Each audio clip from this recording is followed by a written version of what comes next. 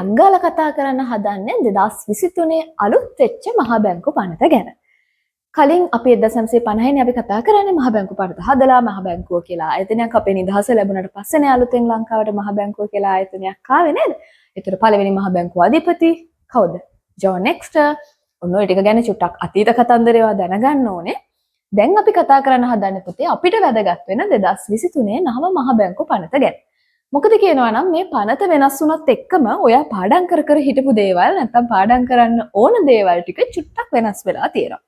වෙච්ච ප්‍රධාන වෙනස තමයි මහා බැංකුවේ අරමුණු. මහා බැංකුවේ කලින් අපි කතා කළා අරමුණු දෙකක්. මිල ස්ථායීතාවය පවත්වාගෙන යාම සහ මූල්‍ය ක්‍රමයේ ස්ථායීතාවය පවත්වාගෙන යාම කියන දෙක. හැබැයි මේ 2023 අලුත් මහා බැංකු පනතත් එක්ක අරමුණු දැන් දෙකක් නෙවෙයි එක අරමුණයි තියෙන්නේ. මොකක්ද ඒ අරමුණ? දේශීය ආර්ථිකයේ මිල ස්ථායීතාවය අත්පත් කර ගැනීම සහ පවත්වාගෙන යාම.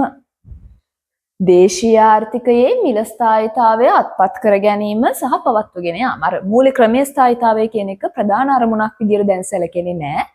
ඒක උප අරමුණක් විදියට තමයි අපි කතා කරන්නේ. ඔන්න එහෙනම් අරමුණ වෙනස් වුණා. ඒක ඔයා දැනගන්න ඕනේ. හරිද?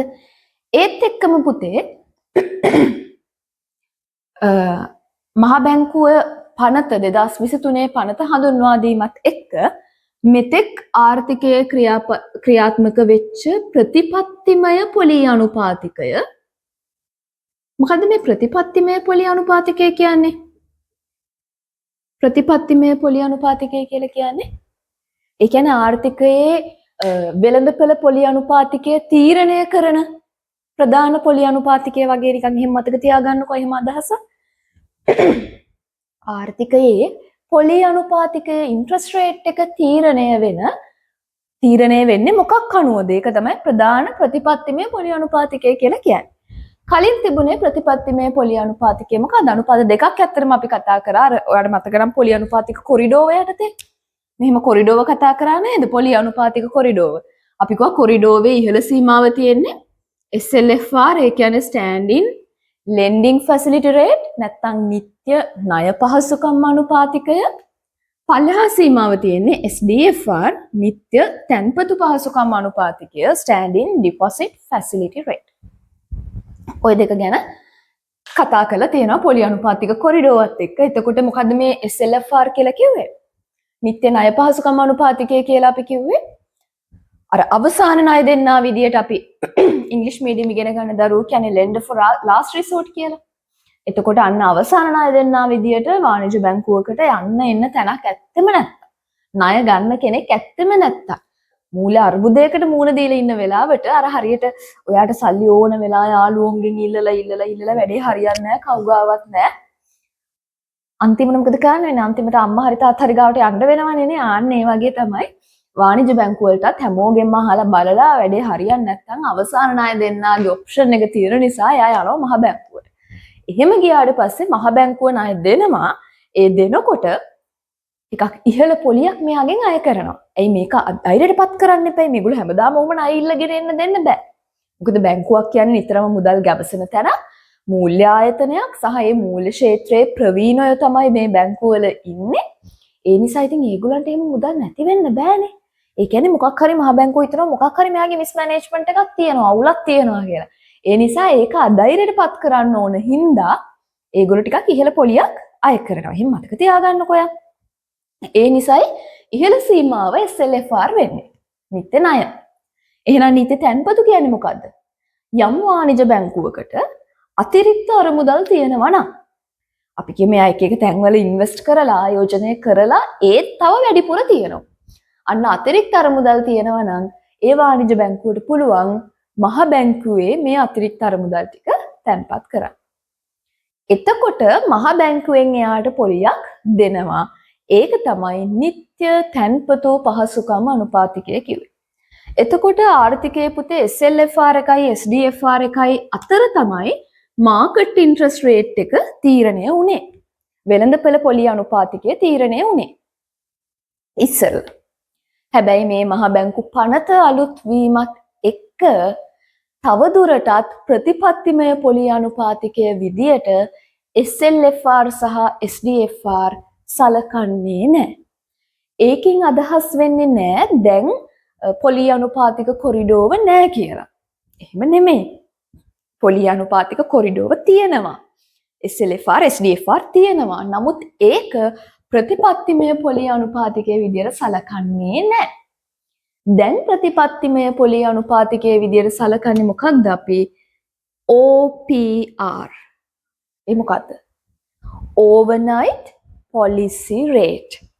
නැත්නම් එක් දින ප්‍රතිපත්ති අනුපාතිකය.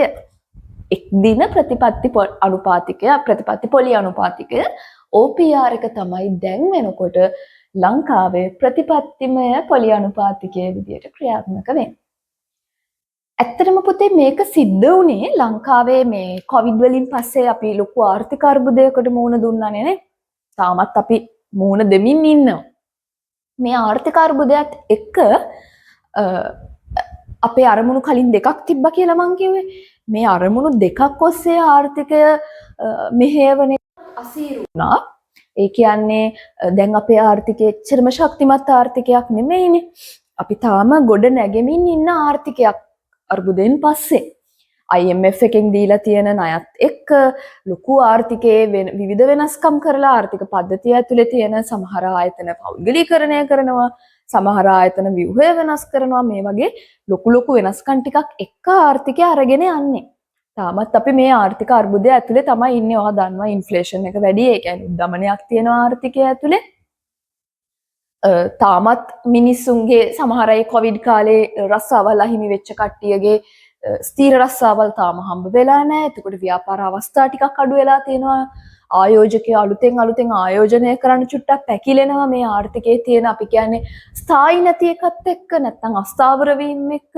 ඒ හින්දා ආර්ථිකය පොඩ්ඩක් අර තාම ගොඩ නැගෙමින් එන නිසා අලුත් ආර්ථිකයක් විදියට අලුතෙන් මේක තාම හදාගෙන එන හින්දා අර විදියට අරමුණු දෙකක් තියෙනකොට අරමුණු දෙකක්ම ඉෂ්ට කරගන්න යන එක ටිකක් අමාරුයි. ඒ නිසා තමයි ප්‍රධාන එක අරමුණකට ඇවිල්ලා මේ කියන ආර්ථිකයේ මිල ස්ථායීතාවය කියන අරමුණ විතරක් ફોකස් කරගමු කියලා ප්‍රධාන අරමුණ විදියට අපි ඒක සලකන්නේ. ඒ වගේමයි කලින් පොලි අනුපාතික දෙකක් මේන්ටේන් කරන්න උනානේ අපිට. SLFR එක SDFR එක ගැන ওই දෙක ගැනම හිතන්න ඕන නිසා තව චුට්ටක් ආර්ථිකය සරල කරගන්න හිතාගෙන තමයි සහ ආර්ථිකයේ අපිට අර ෆෝකාස්ට් කරන්න පුළුවන් ප්‍රමාණය දැන් චුට්ටක් අඩුයිනේ. ආර්ථිකයේ නිතර වෙනස් වීම සිද්ධ වෙනවානේ. ඒ වෙන අලුත් වෙනස් වීම එක්ක ඇඩ්ජස්ට් වෙන්න එපා. ආර්ථිකයේ තොරතුරු ආර්ථිකයේ හැසිරීම රටාවත් එන්නේ කියන අරමුණු දෙකම නිසා ප්‍රතිපත්තිමය පොලි අනුපාතිකයේ විදියට OPR එහෙම නැත්නම් overnight policy rate එක පාවිච්චි කරනවා. ඒ කියන්නේ එක් දින ප්‍රතිපත්තිමය පොලි අනුපාතිකය කියන එකේ අදහස මේක ස්ථීර පොලි අනුපාතිකයක් නෙවෙයි. ඒ කාලෙන් කාලයට ගැලපෙන්නේ. කියන්නේ අද දවසට ගැලපෙන්න අද පොලිසි රේට් එක වෙනස් කරනවා. හෙට සමහර අද එක නෙවෙයි වෙන්න පුළුවන් හෙට. පොලිසි රේට් එක වෙනස් වෙනවා. රේට් එක එක නිශ්චිතාගයක තියෙන්නේ නැහැ. ඒ හින්දා තමයි මේ කියන විදිහට තනි ප්‍රතිපත්තිමය පොලි අනුපාතිකයකට ගිහිල්ලා තියෙන්නේ. එතකොට 2023 මහ බැංකු පනත ගැන කතා කරනකොට ඔන්න ඔය කියන ප්‍රධාන වෙනස්කම් දෙක ගැන ඔයා දැනගෙන ඉන්න ඕනේ.